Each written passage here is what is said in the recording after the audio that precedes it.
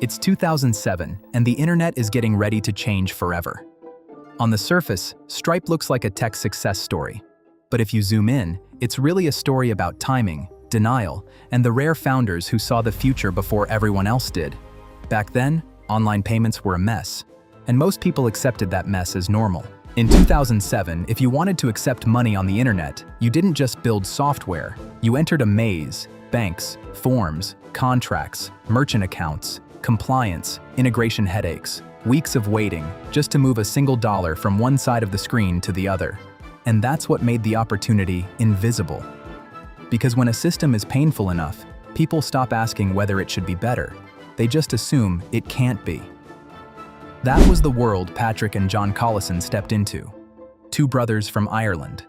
Brilliant, fast, obsessive. The kind of founders who don't just ask what exists, they ask why the obvious thing hasn't been built yet. They had already seen how software could compress time, how good design could remove friction, how a better product could make an old system feel brand new. So when they looked at payments, they didn't see a boring back-office function. They saw the rails under the internet economy. And once you see it that way, you can't unsee it. At the time, most of the industry thought payments were a solved problem. They weren't. They were fragmented, expensive, and hostile to developers. And that matters, because developers are the ones building the future.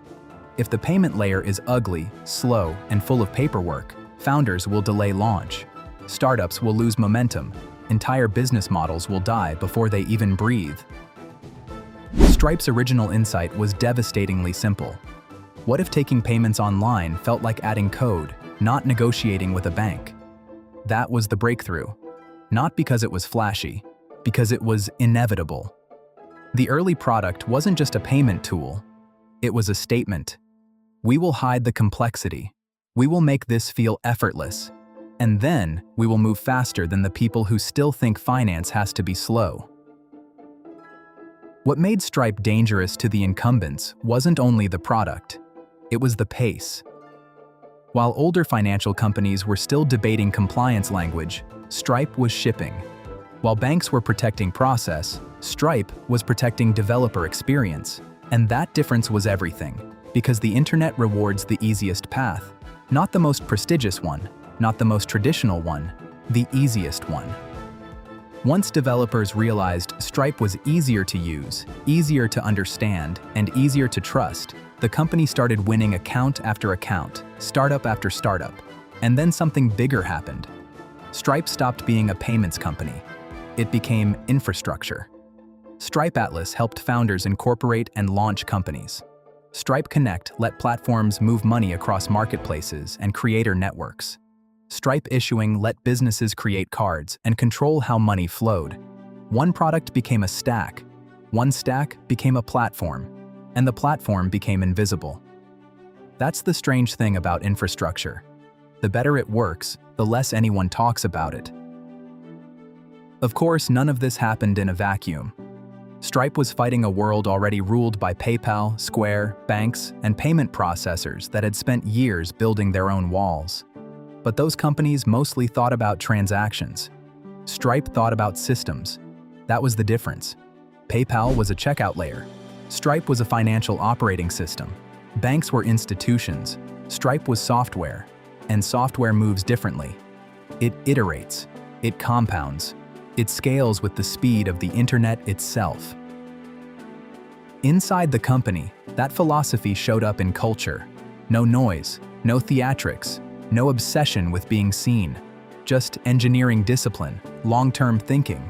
A belief that if you build the right foundation, the rest can scale around it. That sounds simple. But in a startup world addicted to attention, simplicity is hard. It requires restraint. And restraint is rare. Stripe built like it expected to exist for decades, not quarters. That is why it became so powerful. Not because it was loud, because it was durable. And today, the company sits in a completely different category from where it started. As of 2026, Stripe is valued at $159 billion after a tender offer, a number that reflects just how much the company has expanded beyond its original payments business. But valuation is only the headline. The real story is this. Stripe is now embedded in the plumbing of modern commerce. Startups run on it. Marketplaces depend on it. SaaS companies build on it. Global businesses use it without ever needing to think about it. That is what winning looks like in infrastructure. You don't need everybody to know your name. You need everybody to rely on your work.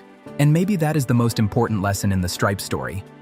The greatest internet companies are not always the ones users see first. Sometimes they are the ones sitting underneath everything else. Quiet, essential, almost invisible.